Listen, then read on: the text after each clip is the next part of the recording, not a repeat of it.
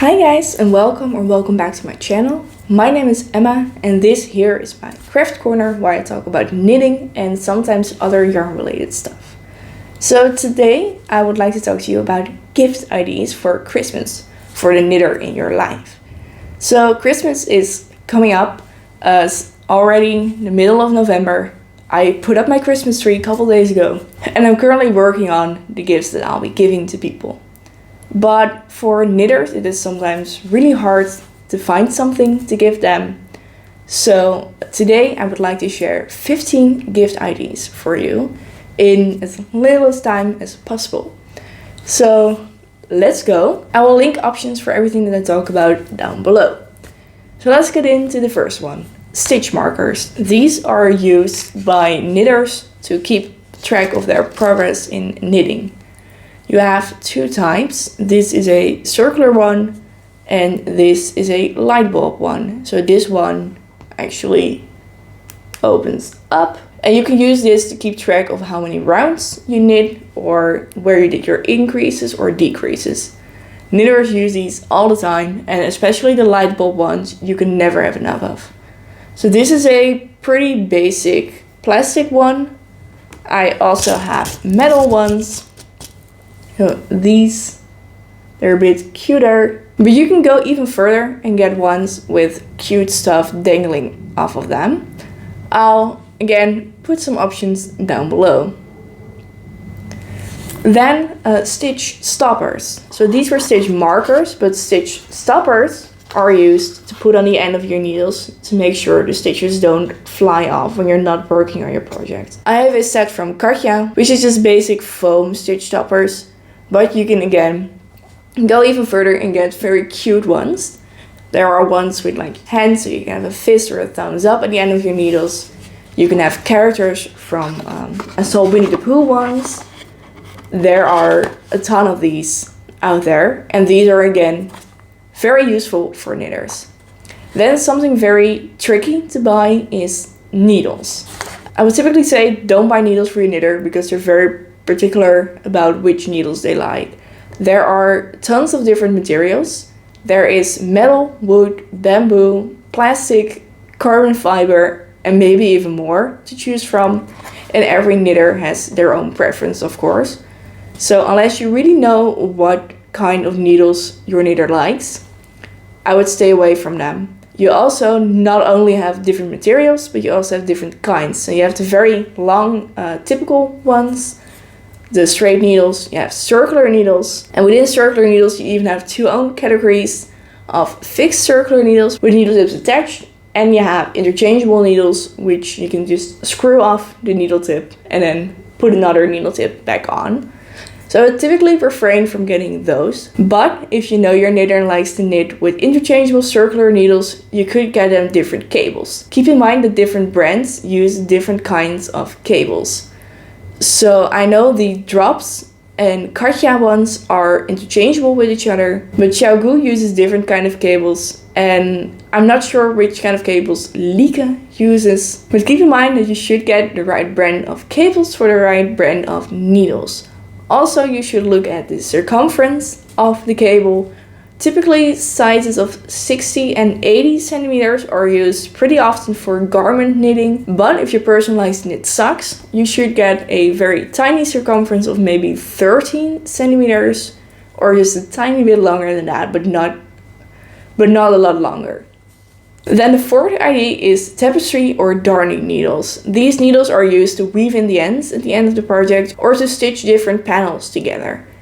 These are a very safe gift to give, and again, not too expensive, and you can go as crazy as you want basically. Then project bags. Pretty much speaks for itself, but these are bags used to keep your project in. This currently holds a sweater, and these are again not super expensive, and you can again go as crazy as you want. Maybe you can even get a personalized bag for your knitting person. Then number 6 is a yarn ball. Again, a very safe project. It's just a little ball with a spiral in it, and knitters use that to put the yarn through it because there's nothing that's more annoying than having your ball of yarn fly all over the room and then get dust on it and everything. So this is a very thoughtful gift. Again, you can go as creative as you want. You can have different characters on it. There are lots of options out there. I'll link some of them below. Then the next very tricky one is number 7, which is yarn. I would generally say don't buy yarn for your person unless you really know that they're working on a project and they're running out of yarn, so you can get them another ball, or you know which yarn they like. Because there's just so many different kinds of yarn out there. There's different fibers, from plant-based to man-made fibers. There are tons of colors, and you just need to get the color that corresponds with the colors that the person likes to use. There is yarn weight. You have very thin yarn and very thick yarn. And again, everyone has their own preferences as to what yarn they like to work with. So generally, I would just say no to yarn unless you really know that the person, for example, likes knitting socks, and you can get them 1 skein of sock yarn. Because also you really need to make sure that they have enough yarn to work on a project with. So 1 skein is generally enough in sock yarn, but for a sweater you would need a lot of skeins, so just getting them 1 ball of sweater yarn would not be too great of a gift. What you can get, it's a safe alternative, is number 8, gift cards or subscriptions. So you can go to a local yarn store, and I'm sorry I can't help you with that because I don't know where you live, but go to the local yarn store and see if they have a gift card available. So that way you can still sponsor the person's knitting, but they will be able to choose the yarn that they would like to work with. Subscription boxes are also very nice to give. They can be a bit of a hit or miss, because if you're getting a sock subscription box for someone who only knits sweaters, that would not really work out.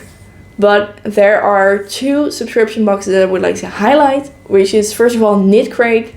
Knit Crate is a monthly subscription box, and they give enough yarn to make 1 project. And they also give a pattern for that project. So that's really nice, because then the person does not have to think about what they would like to knit with it. But it's also a bit dangerous, because maybe the person does not like that pattern that much, and then they don't have enough yarn for a project that they really like.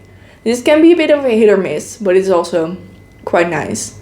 Then in the Netherlands we have Wol met Verve, who is a yarn dyer and is specifically known for their sock yarns. So getting a subscription for someone to Wol met Verve would basically mean that they would have 1 skein of sock yarn every month to look forward to.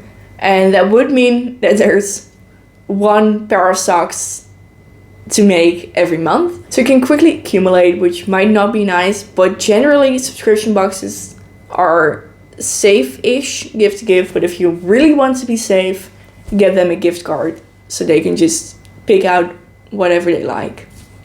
So the next gift, number 9, is a yarn swift, which is this thing, and it's an umbrella swift, and it can pop out like this. So this is used to put your yarn on when you're buying a generally hand-dyed yarn that you still have to wind up. So if your person does not buy hand-dyed yarn, this is not a good gift, or if your person already has this gift, it's not a great gift. But if they don't, I know they'll really appreciate this, because people who don't have this but who do buy hand-dyed yarn are using things like chairs, or they'll have their partner sit like this for an hour when they're winding up their yarn. So this can be a big help if you know your person would need this, but if you don't, maybe not a great gift. Then a gift that's more versatile, but also something that you only can pretty much have 1 of, is a yarn winder. And that's this thing. So you put this on the table, and then you wind your yarn like this. And this is used mostly in combination with this one, but it's also a standalone, because you can just use this to wind up some ends of yarn or just anything basically. And to say that this changed my life would not be an understatement, because it's so easy to just wind up yarn, even if it's not hand dyed. I use it for every single skein. So this is a great gift if the person does not already have it. And the one that I have is pretty budget friendly. It's pretty cheap. It also does not really work that great, but it's pretty cheap, so that's fine. But you also have really expensive, beautiful wooden ones. You can go as crazy as you would like. So then number 11, which is a 50-50 on the safety scale, is patterns or knitting books. Usually when you're knitting something, you use a pattern to look at and it tells you exactly what you need to do in order to make the garment or the accessory or whatever you're making. So patterns are great to give, but you have to know which pattern to get. For my birthday, I specifically asked for a couple of patterns, and then my sister gave some to me. So she printed out some of the patterns, and that made a really nice gift because I kind of needed the patterns and she was able to provide them. So this is really nice gift, but you have to know which ones to get. If you know your person likes sweater knitting, you can get them a sweater pattern, but don't get them a sock pattern because they may be not really interested in knitting socks.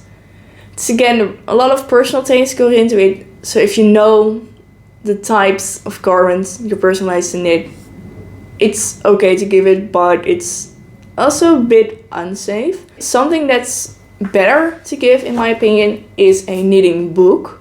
So I have two. This is a sweater book and this is a sock book. And especially this one makes a great gift because it's 52 different sock patterns. So there must be something that your person likes in here. And it's also just a very pretty book to flip through and look at. So pattern books are a great gift. So if your person likes knitting socks, you can get them a sock book. If your person likes knitting sweaters, you can get them a sweater book. Or if your person likes everything, you can maybe get them a knitting magazine, because there are also some magazines out there. And these books are just a nice thing to flip through, first of all, but also everyone will find something to knit out of it.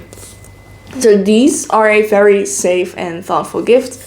Unless, of course, the person already has a ton of knitting books and you don't know which ones they have and which ones they don't have. So you don't want to end up getting something they already have. But that speaks for itself a little bit. So then we have a couple more safe options to give to someone. First of all, blocking mats. Because after knitting something, you have to block the item, meaning you have to stretch it out to the proportions that you want it to be. So these blocking mats really come in handy. These are basically just play mats for little kids. So you can see that I use some blocking pins to pin down the garment on here in order to block it. So these are great gifts. I think one set is enough for a person. So if they already have blocking mats and they're a great knitter, maybe don't get this. But if you're not sure if they have it or if they don't have it for sure, you can get this. So number 13 on my list is sock blockers. So I just talked about blocking mats, which is basically used to block items laying flat, but you also have sock blockers, and these are used for socks specifically. So if you have a sock knitter around you, you can get them these nice sock blockers, and you put the sock on here when it's wet and it dries up in the shape of a sock basically. So these are very cute ones. You can get many different kinds of sock blockers, and the only thing that you have to be sure about is their foot size, because these do run by size obviously because they're for a foot.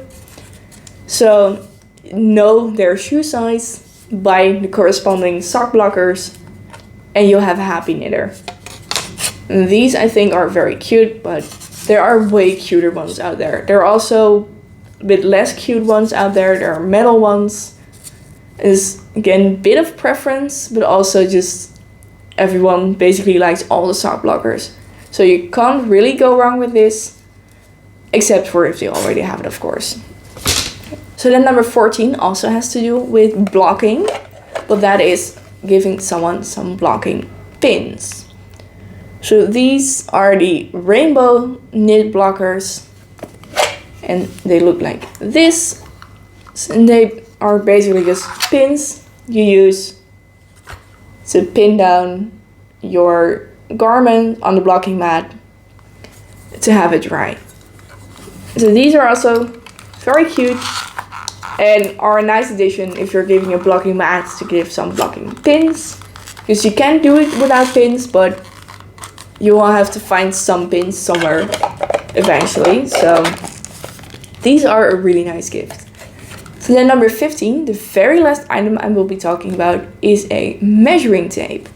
That's obviously a very safe gift to give, and everyone needs a measuring tape. I always lose mine, so I can always use a couple more. You have really cute ones, you have ones that are like pull out ones, but you also have just your basic measuring tape. So that's the last gift that I would like to end it on. If you'd like to see what I got for my birthday, so you can get a nice feeling of how it is to receive some gifts, you can check my video from last summer up here somewhere. I will put it up here. And yeah, I'll basically see you guys again real soon, next week probably. Bye!